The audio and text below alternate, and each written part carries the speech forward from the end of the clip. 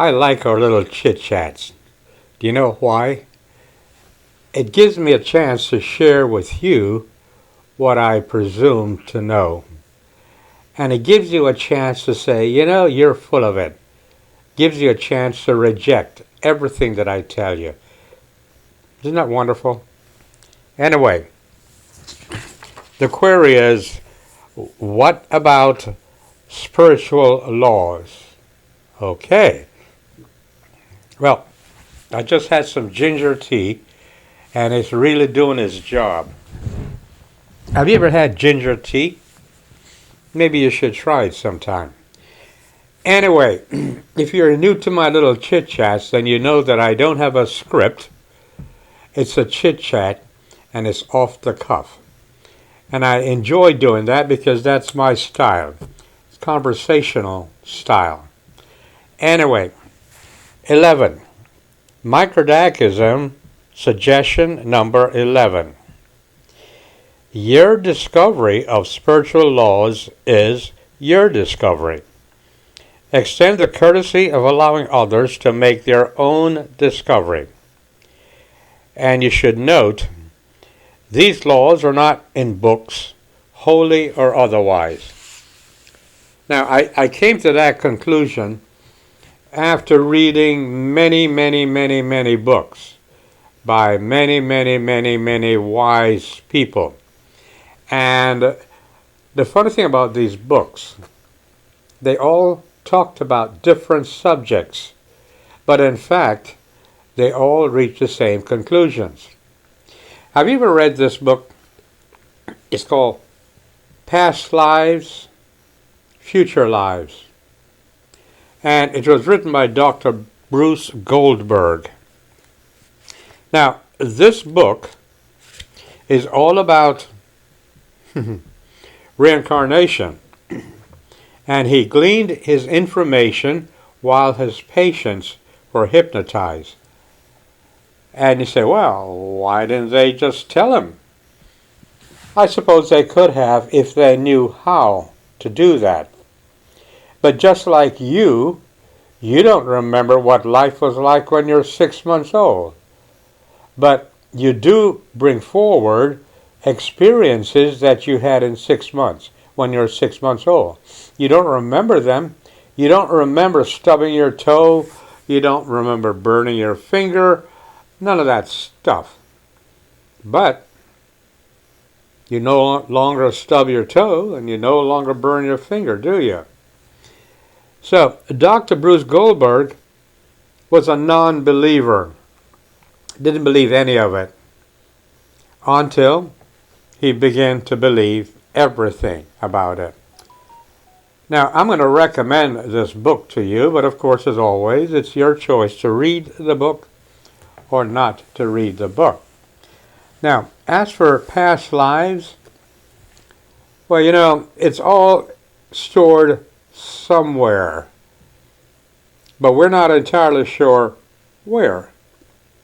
It's stored in the consciousness. It just so happened that we don't really know what that is. We don't know what consciousness is. A lot of people will tell you that they do, but in fact they don't. Just like we don't know what the mind is. When we talk about the mind, people automatically equate that to the brain. That's not what I'm talking about. I am talking about the mind. Speaking about the mind, the second book I'd like to recommend, and I have done this before. I have recommended this book before. But I don't mind repeating myself. As a matter of fact, I repeat myself often because it works. The first time I say something, you weren't listening. You didn't care. The second time I say something, maybe you were listening, maybe you weren't. The third time you may say, wait a minute, where have I heard that before? Okay? Now, this book, Psycho-Cybernetics, was written by Maxwell Maltz. And he wrote this back in 1960, the same year I came to the United States of America. It is one of the most important books I've ever read about accessing the subconscious. Yeah, that's what it's about. How to access the subconscious mind. And once you know how to do that, once you know how to use your subconscious power, you become very powerful. The odd thing is that the more powerful you become, is the less you want to talk about it. Isn't that strange how that works? Yep. You know what that is? That was Alexa reminding me to take my pills. Did you know that I take something like 14 pills a day? Isn't that incredible? The next book I want to talk to you about that you should have in your library, and I have mentioned this one before, is this one. This book that was written by Neil Donald Walsh is called Conversations with God. Now, he has a very good explanation of God in here, and as fate would have it, I lost it. Okay, I found it again. Now, keep in mind that he is writing a book based upon what he's being told after he asks certain questions. Excuse me. And yet you say that there is someone above you in this hierarchical scheme of things. He's talking about God. And God is telling him, yeah, there is somebody ahead of me, above me. And God answers, we're now trying to do the impossible, which is to speak of the unspeakable. As I said, that is what religion seeks to do. Let me see if I can find a way to summarize this. Forever is longer than you know. Eternal is longer than forever. God is more than an image. God is the energy you call imagination. God is creation. God is first thought. And God is last experience. And God is everything in between. And again, I talked about the subconscious. What is the mind? And cybernetics talking about using your subconscious power. Now, you see, this book, Conversations with God, is an excellent book. An excellent book. So, when I write in rule number 11, your discovery of spiritual laws is your discovery, I mean that. You are unique. I said that and I keep saying it over and over again. You are unique. But there is a word I want to introduce to you. It's called connection. Now, I coined that phrase because no other word really did it for me, okay? Connection is that divinity inside of you that connects with creation. Okay. Creation is something that we're not yet fully cognizant of. We know of it, but we cannot explain what creation is. Now, in an earlier video, I explained to you that religion is based upon worshiping the extraterrestrials that came to Earth. They're not gods, trust me. But there is creation. And I believe that we're all connected to this creation. Okay?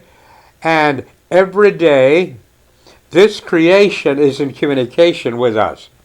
Constantly. Every day, every hour. Total communication with us.